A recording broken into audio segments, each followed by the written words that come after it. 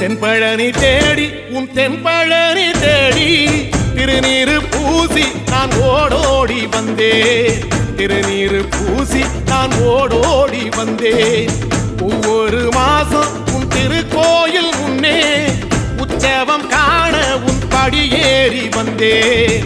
உற்சவம் காண உன் படியேறி வந்தேன். குமரேசா முருகேசா உனை தேடி வந்தேனே. அலங்காரம் அபிஷேகம் அழகாக கண்டேனே.